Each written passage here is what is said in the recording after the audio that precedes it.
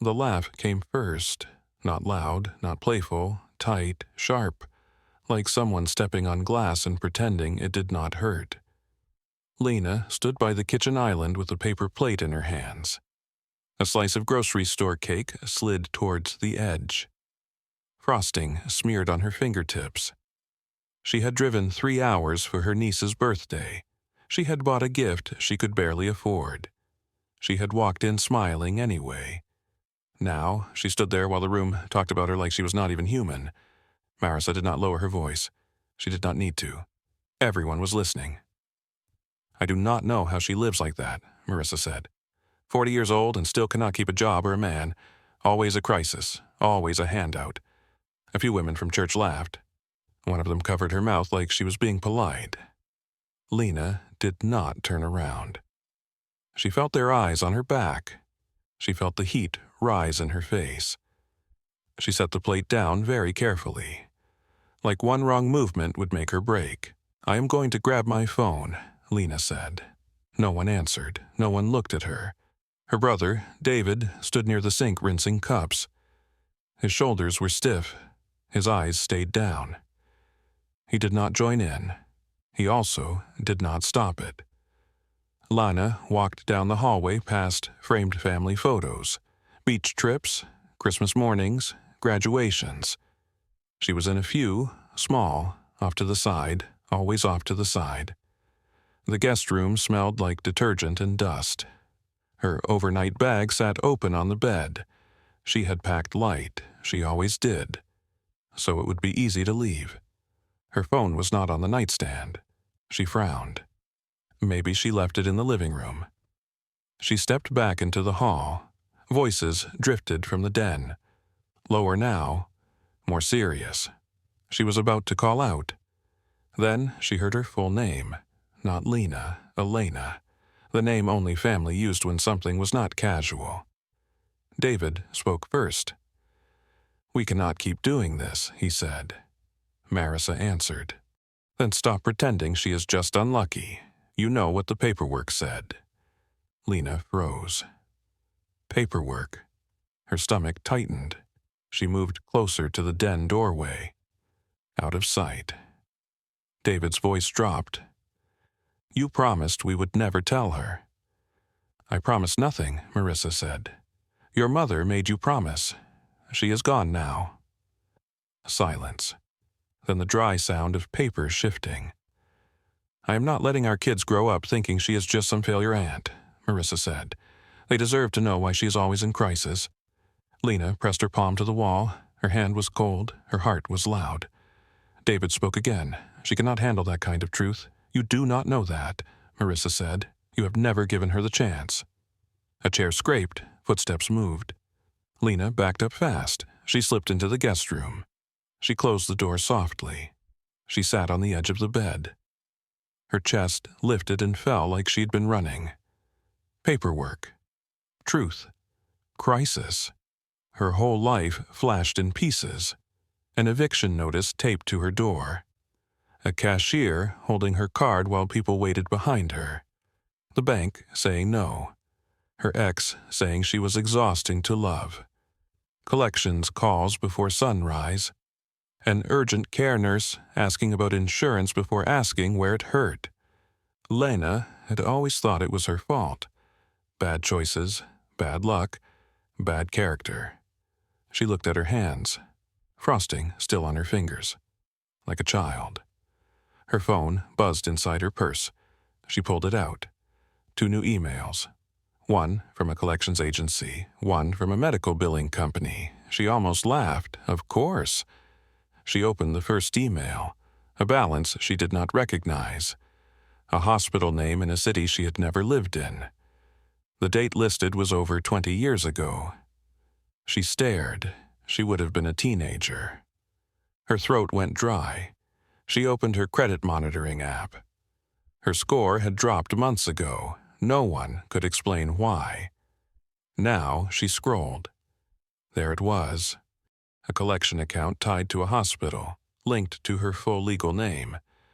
The responsible party line showed her name. No parent, no guardian. Just her, a minor. Lena sat very still. She remembered almost nothing before age 8. Just flashes. A blue couch, a loud argument, a woman with a badge, a car ride at night. She'd always told herself the gaps were normal. Now the gaps felt like lies. She shoved the phone back in her purse. She did not go back to the party. She walked out through the front door. No one followed, no one noticed. The night air hit her face.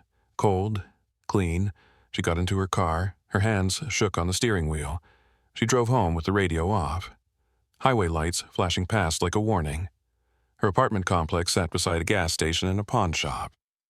She parked under a flickering light. She climbed the stairs.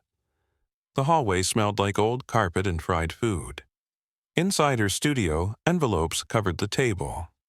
Past due, final notice, utility bill, credit card statement. A pink slip from the electric company. She dropped her keys. She sank to the kitchen floor with her back against the refrigerator. She stared at the ceiling. Then the sound came out of her like it had been trapped for years. A sob. Then another. She covered her face. She cried until her throat burned, until her chest hurt, until she could not breathe the same. She whispered into the empty room, "I cannot keep doing this. I cannot keep being the joke." Her phone buzzed again, a text from David. "Did you leave?" She stared at it. Did not answer.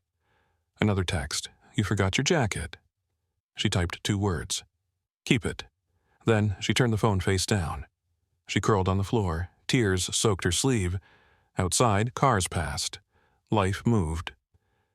Inside, Lena felt something shift.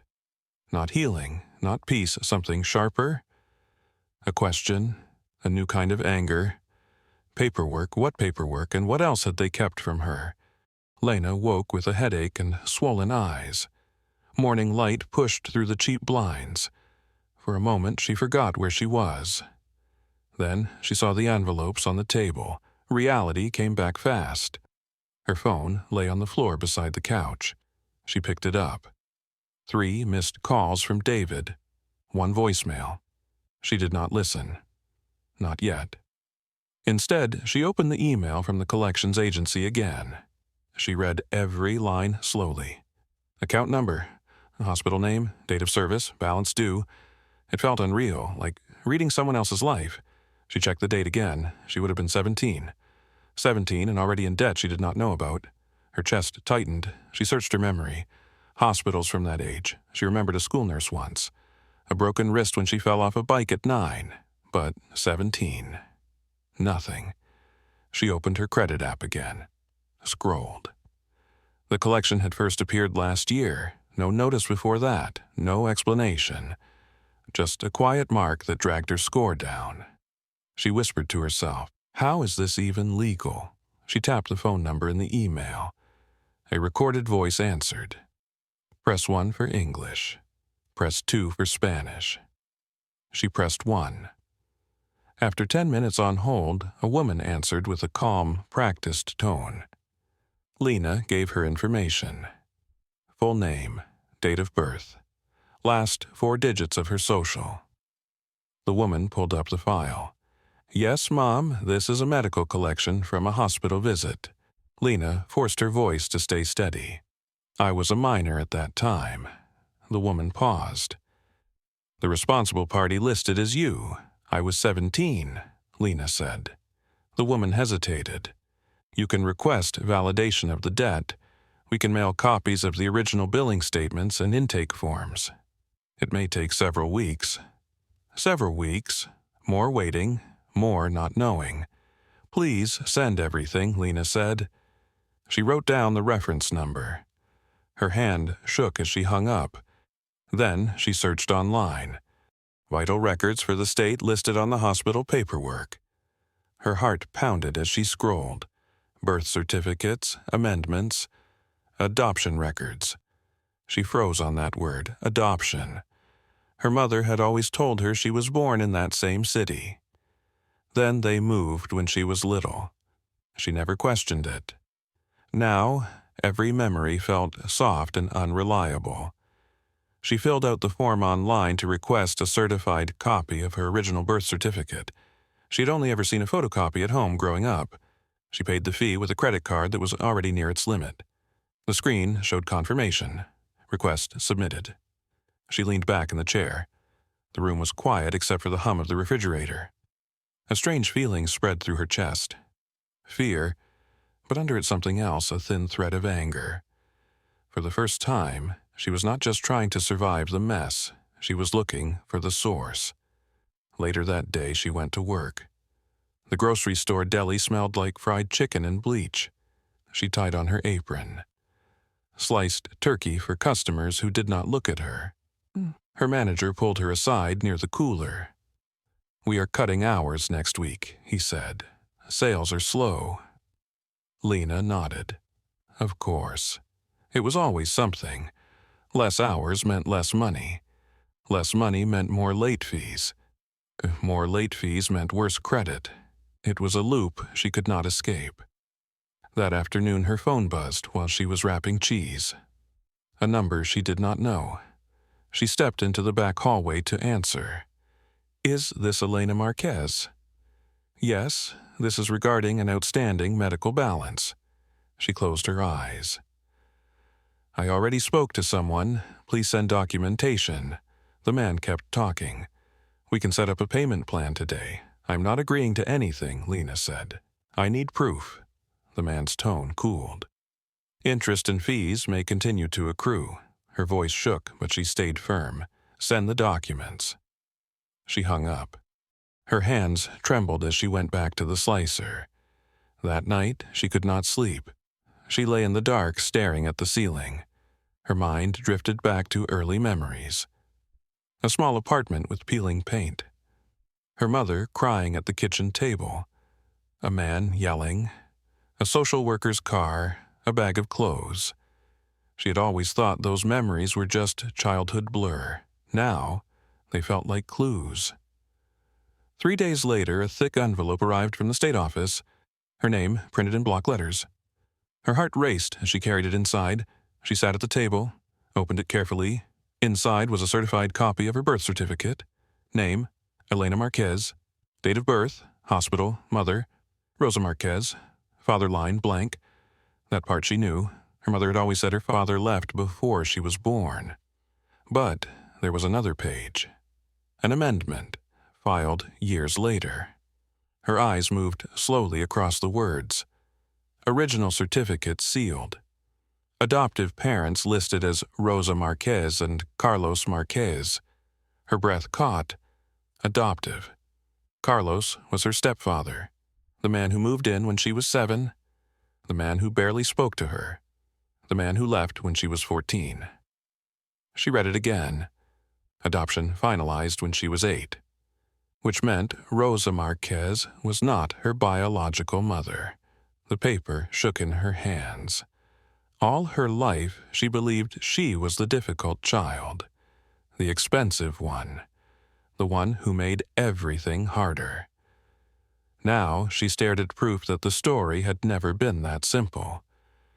Tucked behind the amendment was a notice. Information on how to petition the court to unseal adoption records. She sat there a long time. The apartment felt too small, too quiet. Her whole past had just shifted. And she was alone in the room when it happened. She picked up her phone, scrolled to David's name. Her thumb hovered. Then she pressed call. He answered right away. "Lena, I have my birth certificate," she said. There was a long silence, then a slow exhale. "You found out." "Why did no one tell me?" she asked. Her voice did not sound like her own. It sounded hollow. David spoke softly. "Mom made us promise. She said you were fragile. She said the truth would break you." Lena stared at the papers. "So, instead, you let me believe I was broken for no reason." David did not answer. She whispered, "What else do I not know?" Silence filled the line. And Lena understood something. This was not just about debt. It was about a life she had never been allowed to see clearly. Lena did not hang up. She could hear David breathing on the other end. Slow, uneven, like he was choosing every word before letting it out. "Say it," she said. "Just say it." David cleared his throat. "There were medical issues when you were little." "What kind of issues?" A pause. "Hospital stuff. A lot of it." Lena looked at the collection notice still open on her phone. "That hospital debt from when I was 17. Is that part of it?"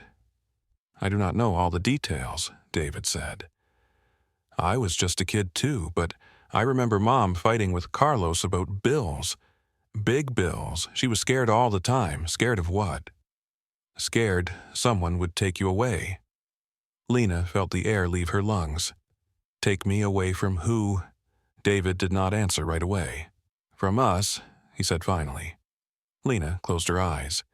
"You said us like I was already there. Like I was already yours." Another long silence. "You were not," David said quietly. Lena gripped the phone harder. "Say it clearly." "You were adopted," he said. "I know that part now. But before that, before Mom and Carlos, where was I?" "I do not know everything," he said. "Mom never talked about it much, just that there were court dates, social workers, and that she had to fight to keep me." That word landed wrong, like a borrowed coat that did not fit. Lena thought about the blue couch in her early memory, the loud arguments, the woman with a badge. Was that before Rosa or after? Her whole childhood felt like a story someone else told her, and she had believed every word. "I always thought I was the problem," she said. David's voice cracked. "You were a kid. You had nightmares. You would wake up screaming. Mom did not know how to help you, so she said you were dramatic." Lena's throat tightened. She had forgotten the nightmares. Or maybe she had pushed them so deep they felt like someone else's dreams. "I thought I was just difficult," she said. "No, you were scared." She looked at the stack of unpaid bills on the table. All those years she believed her life was hard because she was bad at living. Bad with money, bad with relationships, bad at being normal. Now she wondered how much of that had been survival. "When did you find out about the adoption details?" she asked. "After Mom died," David said. "I found a box in her closet. Court papers, letters, stuff I did not understand. I put it away. I did not want to deal with it." "You mean, you did not want to tell me?" "I did not know how." Lena let out a dry laugh. "So everyone just watched me struggle and thought, what? That I deserved it. No one thought you deserved it. Then why did no one say anything when people called me irresponsible? Lazy. A mess." David did not answer. She could picture him standing in his kitchen, head down like always. "I have to go," she said. "Lena, I have to go." She ended the call. The apartment felt too small to hold everything she was feeling. Anger, grief, confusion, a strange flicker of relief. Like finally seeing a crack in a wall she had been banging her head against for years. She walked to the bathroom, turned on the light, looked at herself in the mirror.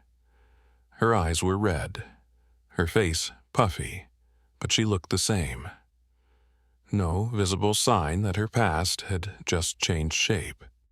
She touched her reflection lightly. "Who are you?" she whispered. That night she pulled out an old plastic storage bin from the back of her closet. Inside were childhood photos, school papers, report cards. She sat on the floor flipping through them. In every picture she looked slightly tense, like she was trying to behave, trying to be good enough. She found a photo from when she was about 6, standing next to Rosa. Rosa's smile looked forced.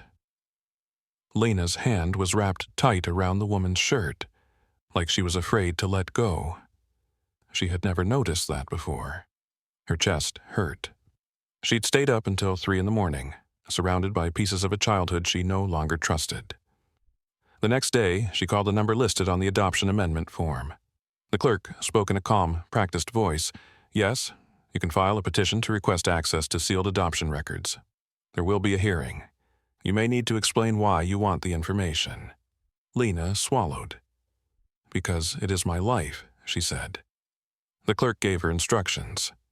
Forms to fill out, a filing fee, a court date weeks away, more waiting, more unknowns.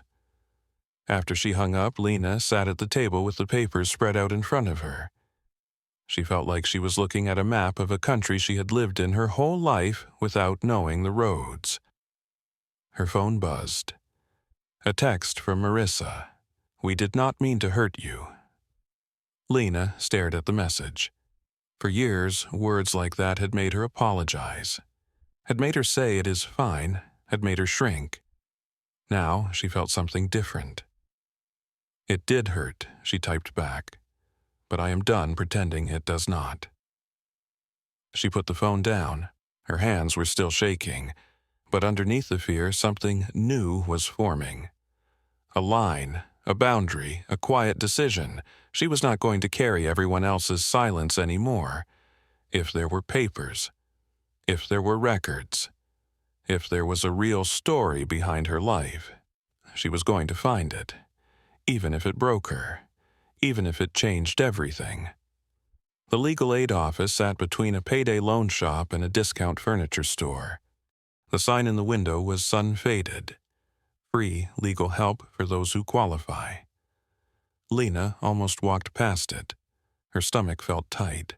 Her hands were cold even though the day was warm. She pushed the door open. Inside, the air smelled like old carpet and coffee. Rows of plastic chairs lined the walls. People sat quietly with folders in their laps. A woman with 2 small children. An older man staring at a stack of bills. A teenager with a backpack clutched to his chest. Lena took a number from the dispenser on the wall. She sat down. Her folder rested on her knees. Birth certificate, adoption amendment, collection notice, credit report printout from the library. Her number was called after nearly an hour. She followed a volunteer down a narrow hallway, into a small office with a desk covered in files. A woman with gray hair and reading glasses looked up. "I am Angela," she said. "Tell me what is going on." Lena handed over the papers. Her voice felt small as she spoke. "I just found out I was adopted, and there is a medical debt from when I was a minor on my credit report." Angela read slowly.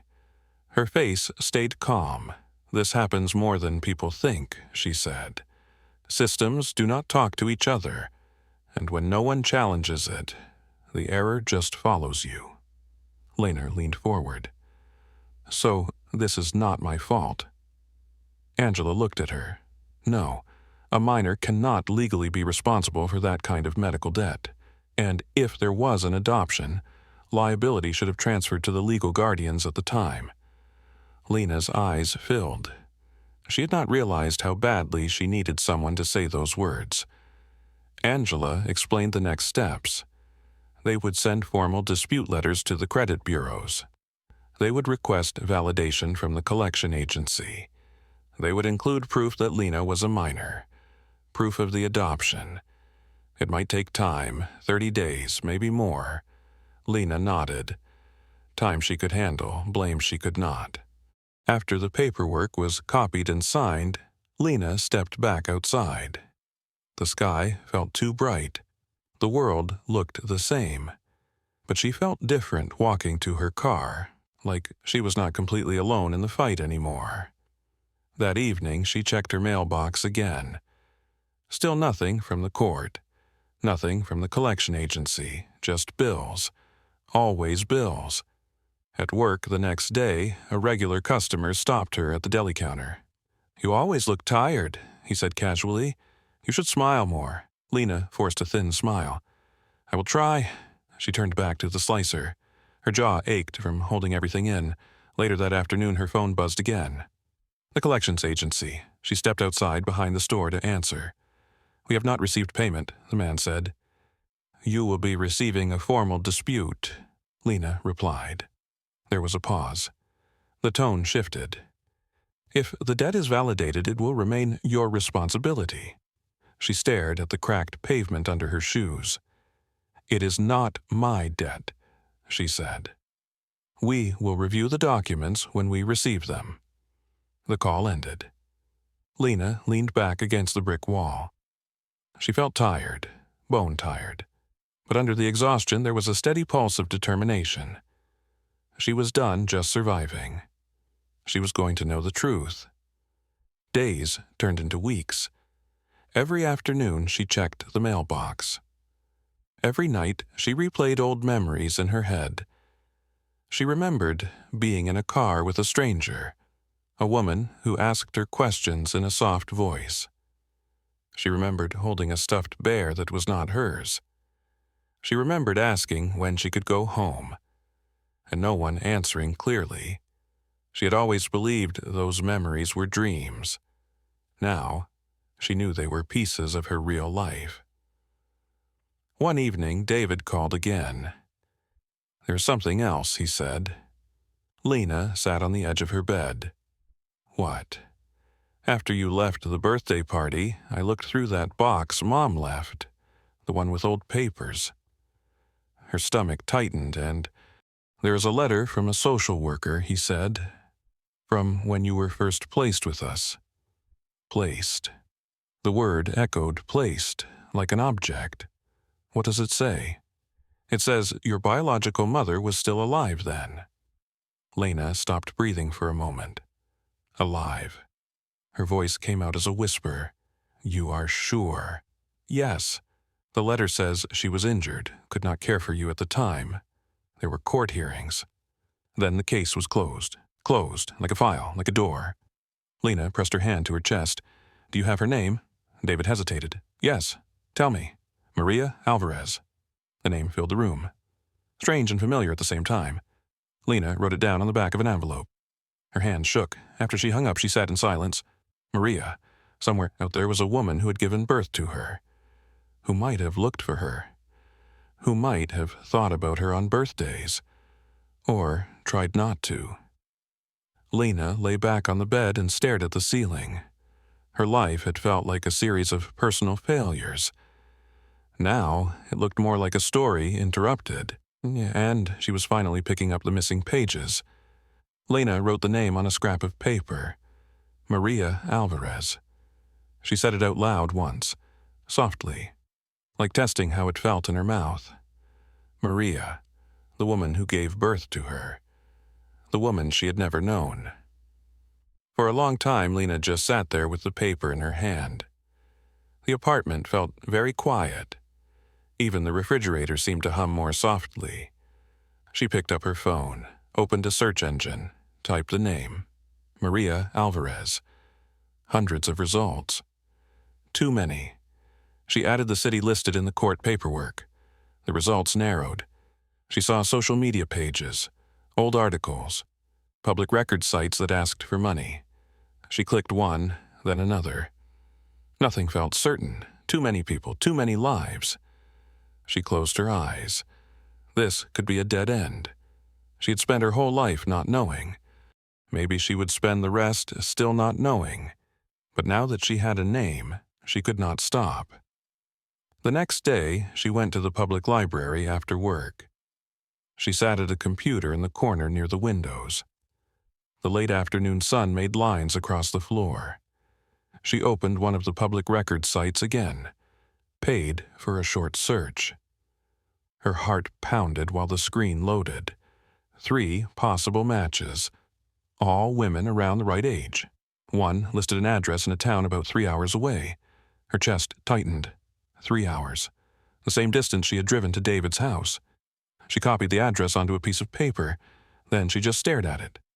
Was this really happening? Was she really this close to someone who might be her mother? Her phone buzzed. A notification from her credit monitoring app. She opened it with shaking hands. The disputed collection account status had changed. Under investigation. Her breath caught. It was not gone yet, but it was moving. Someone was finally looking at it. She leaned back in the chair. For years, she had felt like she was shouting into the dark. Now, the dark was answering back. That night, she barely slept. Her mind raced with questions. What if Maria did not want to see her? What if she had moved on? What if she had other children who did not know Lena existed? What if she was gone? In the morning, Lena called the number listed next to the address. It rang 4 times. Then voicemail. A woman's voice said the name. "Please leave a message." Lena could not speak. She hung up. Her hands trembled. She tried again an hour later. This time, someone answered. "Hello," an older woman's voice. "Hi," Lena said, her throat dry. "I'm sorry to bother you. My name is Elena Marquez. I'm looking for someone named Maria Alvarez. I think she might be related to me." There was a long pause. "Who is this again?" "Elena, I was adopted as a child. I believe Maria might be my biological mother." Silence. Then a sharp intake of breath. "Oh my God," the woman whispered. Lena's knees felt weak. "Do you know her?" "I am her sister," the woman said. "Who told you about us?" Lena sank into a chair. "Court records. My brother found a letter. I've been trying to understand my past." The woman's voice shook. "We tried to find you for years, but the records were sealed. We did not know where you went."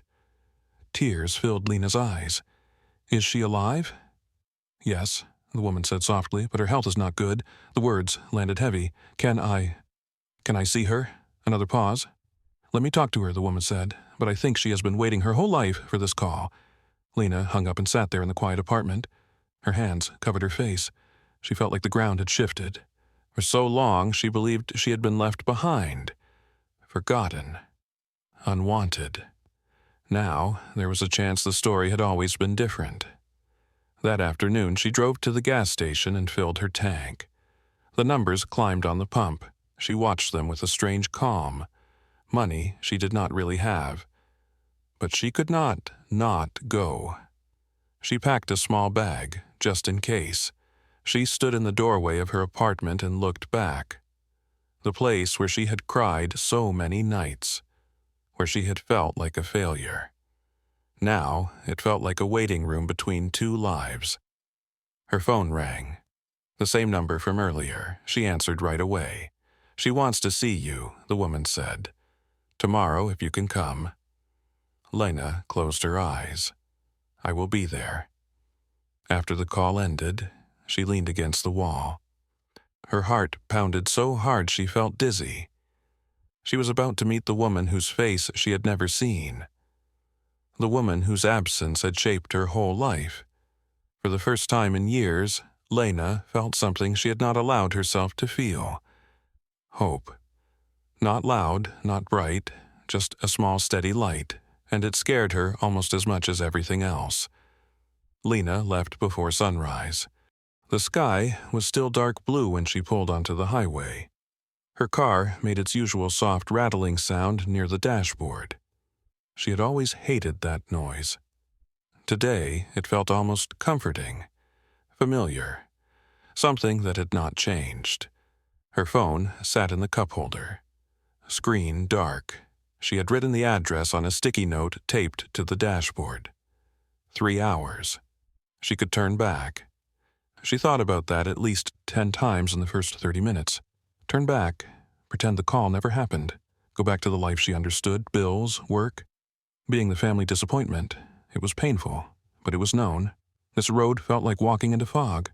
What if the woman was not her? What if she looked at Lena and felt nothing? What if she felt regret, or worse, pity? Lena gripped the steering wheel tighter. The sun rose slowly. Fields stretched on both sides of the highway, gas stations, fast food signs, exit numbers counting down.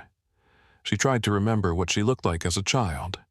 Before Rosa, before David, before the life she thought was hers. She remembered a stuffed bear, brown fur worn thin. She remembered sitting on a hospital bed with legs too short to touch the floor.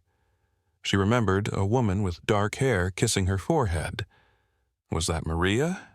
Or had her mind invented that memory now that she knew the name? Her phone buzzed. A text from David. "Are you okay?" she typed back, driving. He replied, Be careful, that was all. No questions, no apologies. Lena felt a small bitter twist in her chest. He had known there were pieces missing, and still he let her walk around thinking she was just broken. 2 hours into the drive, she stopped at a rest area. She sat in the car for a minute before getting out. Her legs felt shaky. Inside the restroom, she splashed water on her face. She looked at herself in the mirror. "You can do this," she whispered. Her reflection looked scared, but determined. Back on the road, traffic grew lighter. Smaller towns, older buildings. The address led her into a quiet neighborhood. Small houses, faded paint, yards with plastic chairs and wind chimes. She drove past the house once, blue siding, white trim, a small garden in front. She kept going, her heart pounded, her hands felt numb. She turned around at the end of the street, parked across the road. She sat there with the engine off. 10 minutes passed, then 15. A woman stepped out of the house. Older, gray streaks in her dark hair. She watered plants along the walkway. Lena watched. This could be her aunt, or a neighbor, or someone else entirely. Her chest felt tight. If she drove away now, no one would know. She could say she tried. She'd go back to not knowing. But she thought about all the nights she had cried on her kitchen floor. All the years she believed she was a mistake. All the times people said she was irresponsible, lazy, a burden. If she turned back now, she would never forgive herself. Lena opened the car door. The air felt warm and heavy. Each step toward the house felt unreal, like walking in a dream. She reached the gate. The woman looked up. "Yes?" Her voice was gentle. Lena swallowed. "My name is Elena. I called yesterday." The woman's face changed, softened. "You came." Lena nodded. "I did." The woman opened the gate. "I am Anna, Maria's sister. Come inside." Lena followed her up the short path. Her heart beat so loud she could hear it in her ears. The house smelled like coffee and something sweet. Family photos lined to the hallway, faces she did not know, but somehow felt connected to. Anna stopped outside a bedroom door. She turned to Lena. "She is nervous. She has been sick for a long time, but she wanted this." Lena nodded. Her throat was too tight to speak. Anna opened the door. A woman sat in a chair by the window, thin, hair pulled back, a blanket over her legs. She looked up slowly. Her eyes were dark, the same shape as Lena's. They stared at each other. No one moved. Then the woman's hand flew to her mouth. Tears filled her eyes. "Elena," she whispered. Lena felt her knees weaken. She stepped forward. Maria began to cry. "I am so sorry," she said through tears. "I looked for you, I swear I did." Lena knelt beside her. For a moment, she could not speak. All the questions, all the anger, all the longing, everything tangled together. Finally, she said the only thing that mattered. "I thought you did not want me." Maria shook her head over and over. "Never." They held hands. Strangers, mother and daughter. Both shaking. Both trying to bridge a lifetime in one moment. Lena stayed kneeling beside Maria for a long time. Neither of them knew where to begin. Years sat between them like a wall made of air. "You look like my mother," Maria said softly. "Your grandmother." Lana let out a small shaky laugh. "I do not know who I look like." Maria's fingers tightened around hers. "I do." Anna brought chairs and left them alone. Sunlight came through the window in soft lines. Dust moved slowly in the air. "I never stopped thinking about you," Maria said. "Not 1 year, not 1 birthday." Lena swallowed. "Then why did you not come for me?" Maria closed her eyes. "I tried." Her voice trembled. "I was working 2 jobs when you were little, cleaning offices at night, a diner in the mornings. We did not have much, but we were together." Lana pictured a small apartment. Late nights, a tired woman coming home. "Then the accident happened," Maria said. Car crash on the way to work. Broken ribs, head injury, surgery. I was in the hospital for weeks. Lena's chest tightened. Who took care of me? A neighbor at first, then the state got involved. They said it was temporary. They said I just had to recover and prove I could support you. Maria wiped her eyes. But I could not go back to work right away. Medical bills piled up. I fell behind on rent. We lost the apartment. Lena felt the pieces shifting. The hospital debt, the missing years. I went to court, Maria continued. I brought paperwork. I begged. But every hearing I looked worse, more tired, more behind. They said you needed stability. Her voice broke. I missed one hearing because I was back in the hospital with an infection. When I got out, the case was closed, like a file, like a door. They said you had been placed with another family, record sealed. Maria looked at Lena with raw pain. I wrote letters. I called offices. No one would tell me where you were. Lena felt heat rise behind her eyes. I grew up thinking you left. Maria shook her head hard. Never. They told me I failed you, but I never stopped loving you. Silence filled the room. Years of misunderstanding hung between them. I ended up with a woman named Rosa, Lena said slowly. She said she was my mother. Maria nodded. I know her name. It was in one of the letters. I hated her for a long time. Then I realized she probably thought she was saving you. Lena thought of Rosa. Always tired, always stressed, quick to anger, slow to comfort. She did not know how to love a scared child. But maybe she had tried in her own way. There was a man too, Lena said. Carlos. Maria's jaw tightened. I heard about him later. I prayed he was kind. He was distant, Lena said. Not cruel, just not there. Maria closed her eyes. I am sorry you grew up feeling alone. Lena felt tears slip down her face. I always thought something was wrong with me. I could not sleep. I panicked for no reason. I had trouble trusting people. Everyone said I was dramatic. Maria squeezed her hand. You were a child who lost everything. They sat in quiet understanding. For the first time, Lena's pain had a context. It was not proof she was broken.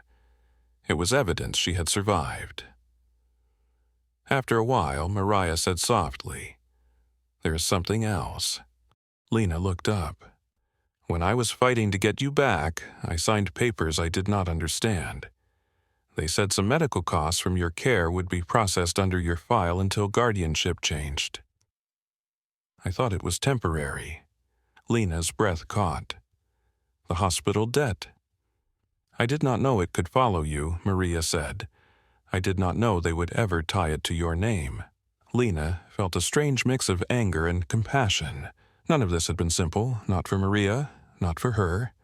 I am working with a lawyer to fix it, Lena said. Maria's eyes filled with relief. Good. You should not carry that. They talked for hours, about school, about the way Lena loved to draw as a child, about a stuffed bear named Coco. Lena had not remembered the name until Maria said it. Something inside her shifted, a memory unlocked. She had not imagined that bear. Before Lena left, Maria held her face gently. I cannot give you back your childhood, she said, but I am here now. Lena nodded through tears. I am glad you are. As she walked out into the late afternoon sun, Lena felt heavy, but also lighter. The story of her life was still painful, but it was no longer empty. The drive back from Maria's town felt quiet in a different way, not empty, full. Lena kept both hands on the steering wheel, eyes fixed on the road, but her mind moved through years she had never understood before.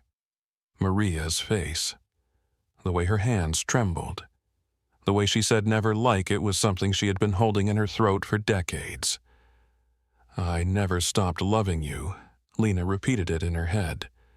Not as a dream, not as something she wished were true, but as a memory now, something that had happened, something real. At a red light, she glanced in the rearview mirror.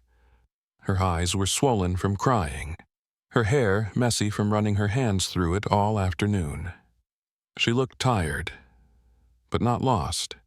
For the first time, she saw someone who had survived something instead of someone who had failed at everything. When she reached her apartment complex, the familiar flickering light buzzed overhead. The stairs still creaked. The hallway still smelled like old carpet and takeout. Nothing about the outside world had changed. But Lena felt like she was walking inside a body that had new information. Inside her apartment, the bills still waited on the table. Past due notices, final warnings, her electric bill with a pink slip attached. Reality did not soften just because the past made more sense. She set her keys down and stood in the middle of the room. She did not cry. She did not feel panic clawing at her chest. She just breathed. In, out. The truth had not fixed her life, but it had removed one heavy lie, and that made space. She opened her laptop. An email from the legal aid office sat in her inbox. We have sent dispute letters to all 3 credit bureaus. We have included documentation that you were a minor at the time of the debt. We have also included proof of adoption records. The collection agency has 30 days to respond. Lena read the message twice. 30 days. She could handle that.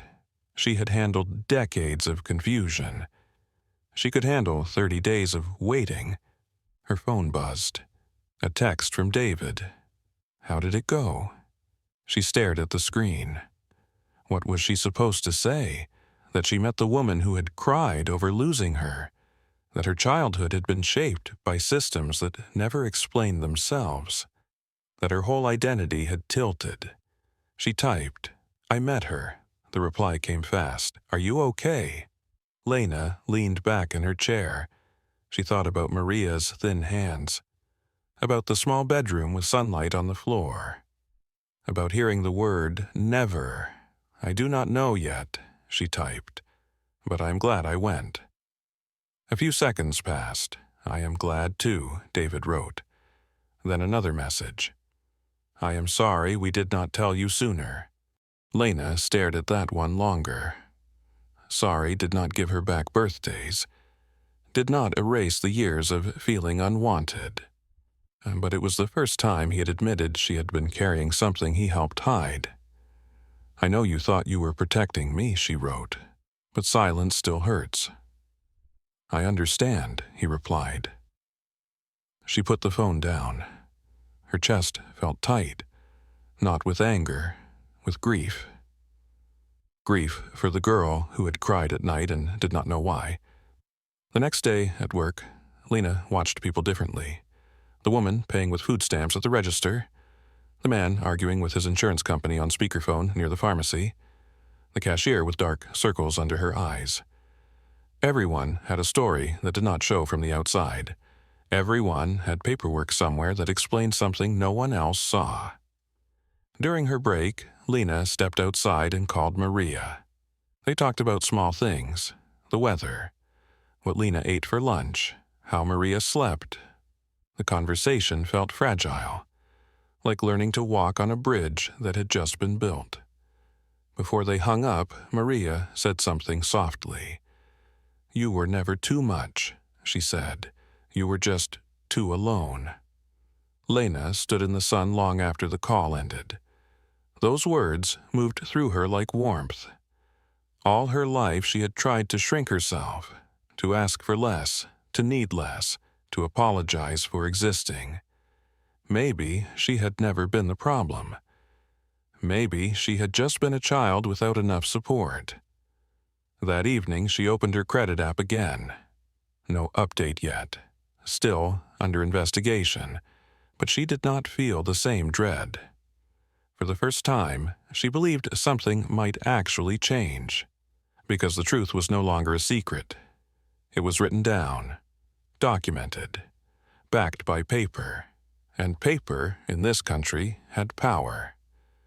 Lena turned off the lights and lay down in bed. The apartment was still small, the future still uncertain. But there was space now between who she had been told she was and who she was starting to understand she had always been. The waiting became its own kind of work. Every day, Lena checked the mailbox before she even took off her shoes. Every day, she told herself not to expect anything. Every day, her heart still jumped when she saw an envelope with a window. Bills kept coming. Electric, internet, credit card. But mixed among them now were letters with official logos. Credit bureaus, the collection agency. She laid them out on the table like pieces of a puzzle. The first response came from one of the credit bureaus. "We have received your dispute. We are investigating this account.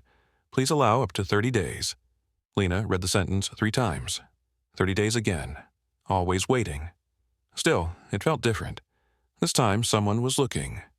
Not just sending automated warnings. A few days later, another letter arrived. This one from the collection agency.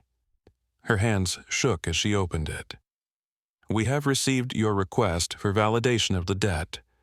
We are reviewing the information. If documentation cannot be produced, the account will be closed."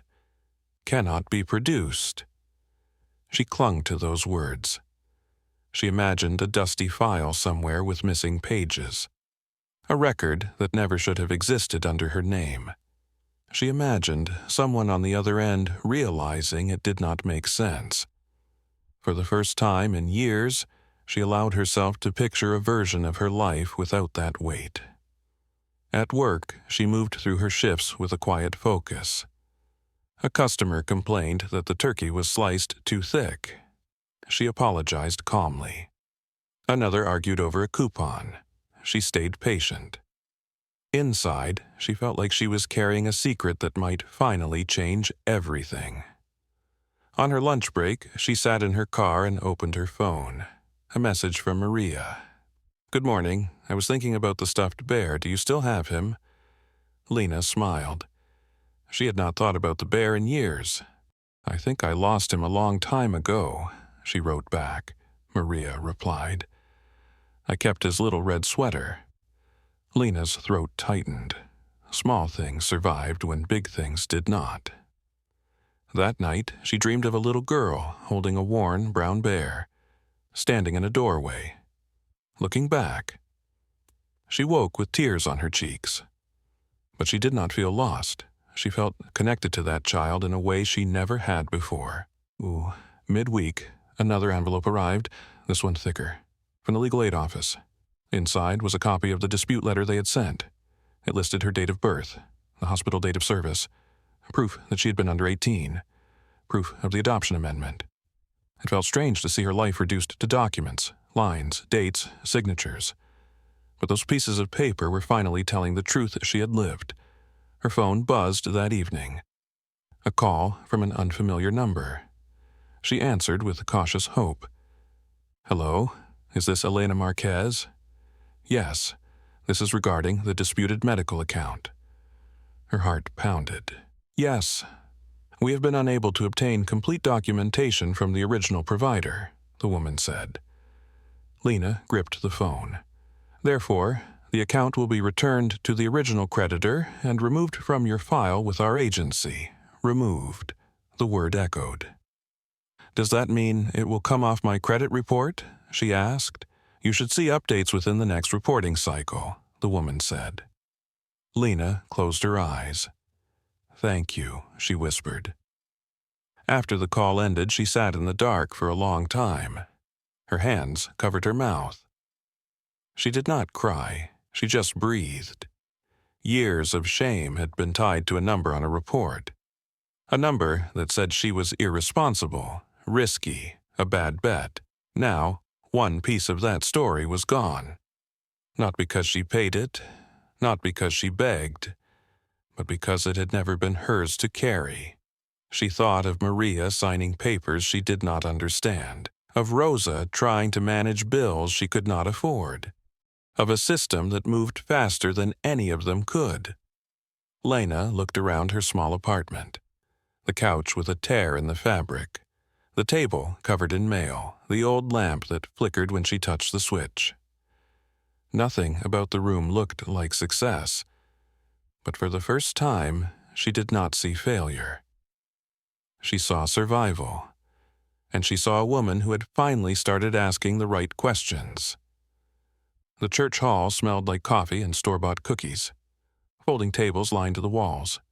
String lights hung across the ceiling. A banner near the stage thanked donors for supporting local families in need. Lana stood just inside the door, her coat still on, her heart beating too fast. She almost turned around. She could have said she was busy, that she had a headache, that she forgot. But Maria's voice came back to her. You deserve to stand in your truth. So Lena walked in. David spotted her first. Relief crossed his face. He walked over quickly. I am glad you came, he said. Marissa stood behind him, quieter than usual, eyes uncertain. Lena nodded once. I'm only staying a little while. People moved around the room carrying paper plates. Children ran between chairs. Small talk filled the air. Lena felt like she was walking through a place she had visited her whole life but never really belonged to. Near the front, the pastor tapped the microphone. The room slowly quieted. Thank you all for being here tonight, he said. We want to recognize families in our community who have supported loved ones through difficult seasons. Lena felt her stomach drop. She knew where this was going. The pastor smiled toward David and Marissa. Sometimes help comes in quiet ways, he said. Opening your home, offering support, standing by someone who is struggling. Lena felt heat rise in her face. She saw people glance at her. The struggling one, the example, the cautionary tale. Something inside her tightened, then steadied. She stepped forward before she could lose her nerve. Excuse me, she said. Her voice carried farther than she expected. The room turned. I would like to say something. The pastor hesitated, then nodded. Lena walked to the front. Her hands trembled, but her voice came out clear. For a long time, many of you have known me as the person who cannot seem to get her life together. A few people shifted in their seats. She kept going. The woman who always has money problems, the one who makes bad choices, the one people talk about when they want an example of what not to become. No one laughed now. Lena held up a folder. What most of you did not know is that I was adopted as a child after being in the system, and I had medical debt placed in my name from before I was legally old enough to be responsible for anything. Murmurs spread through the room. I spent years thinking I was just bad at life, she said. Turns out I was carrying paperwork mistakes and secrets that were never explained to me. She looked at David. He did not look away. I recently worked with an attorney. That debt is being removed because it never legally belonged to me. She took a breath. I also found my biological mother. She did not abandon me. She was injured, lost her home, and lost custody while trying to survive. The room went very quiet. Lena's voice softened. I am not sharing this for pity.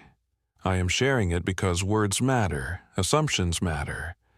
When we decide someone is lazy or irresponsible without knowing their story, we add weight to a load they are already struggling to carry.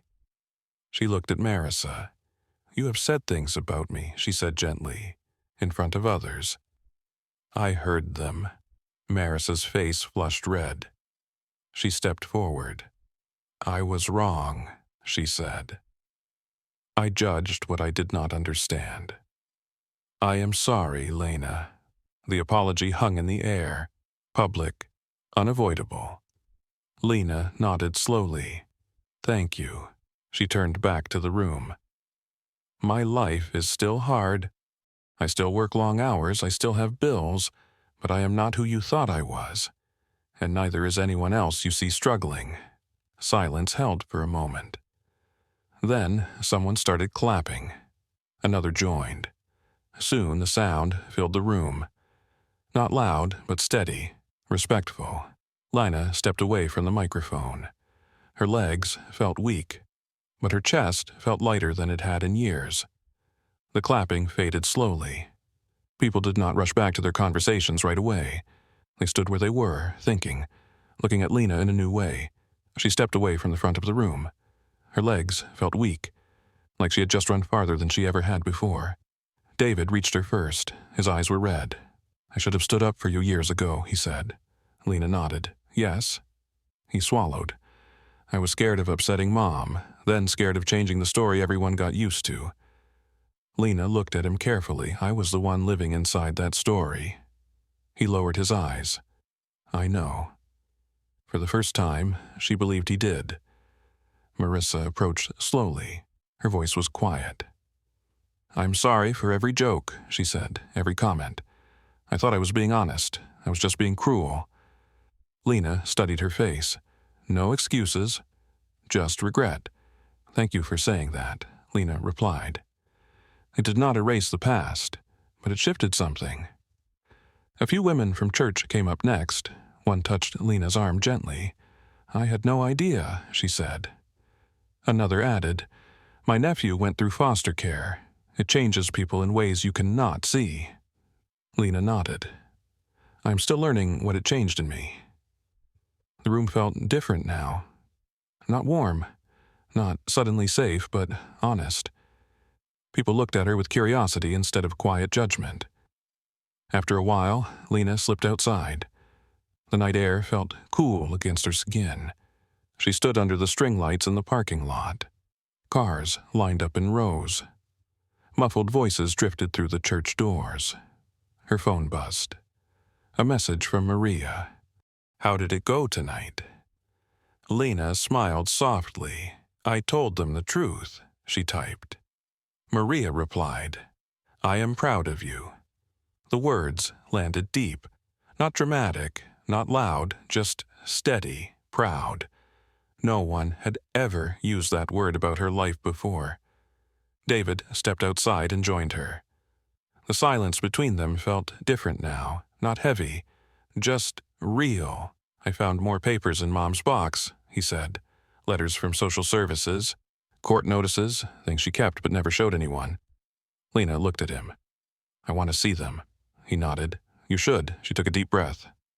For years, she'd felt like her life was a mess she needed to hide. Now it felt like a story she was finally allowed to read. Inside, laughter rose again. The event continued.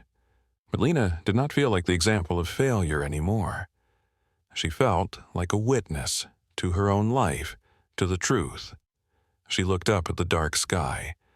Her life had not magically become easier. She still had work in the morning, bills on the table, a small apartment, an old car, but something fundamental had shifted.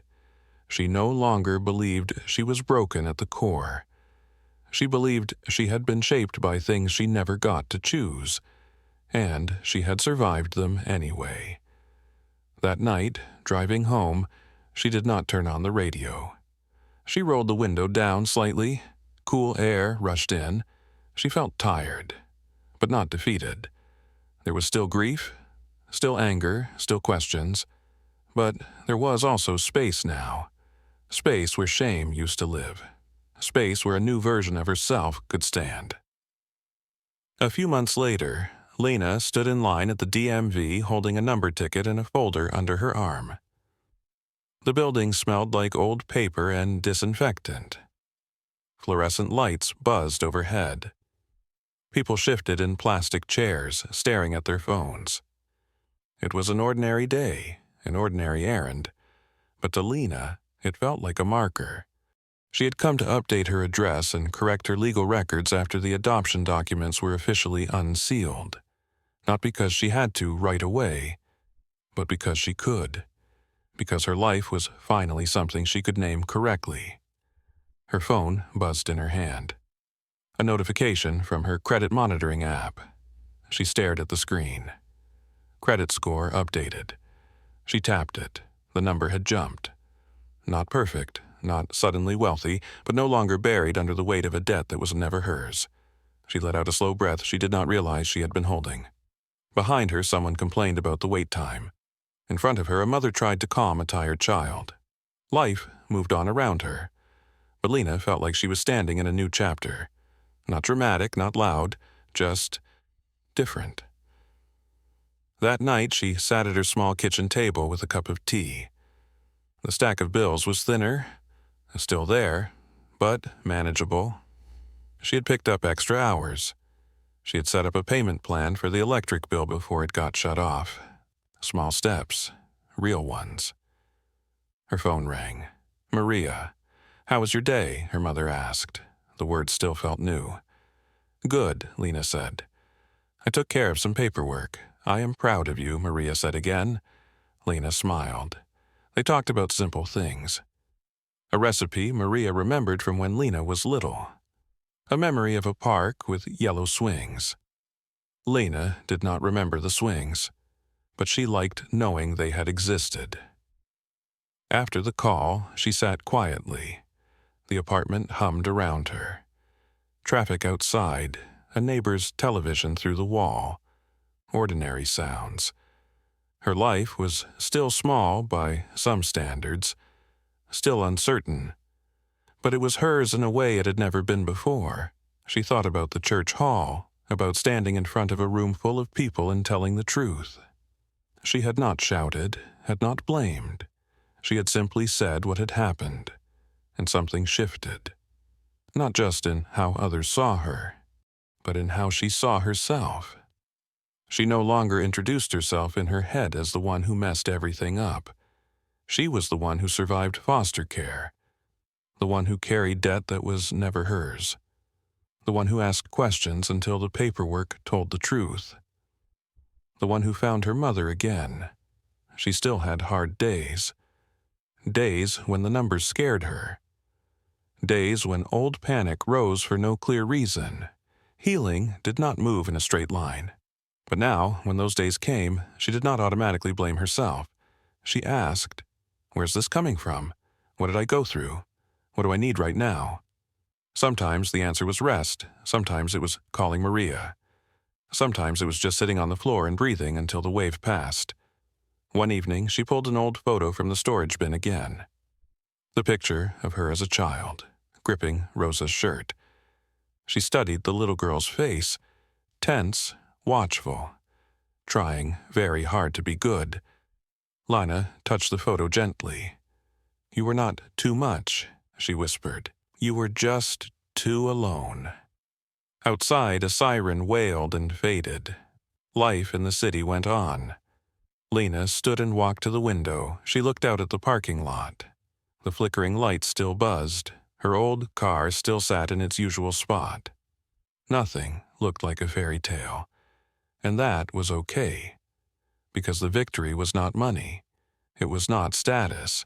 It was not a dramatic rescue. The victory was this. She knew who she was. She knew where she came from. And she no longer carried shame for things that were never her fault.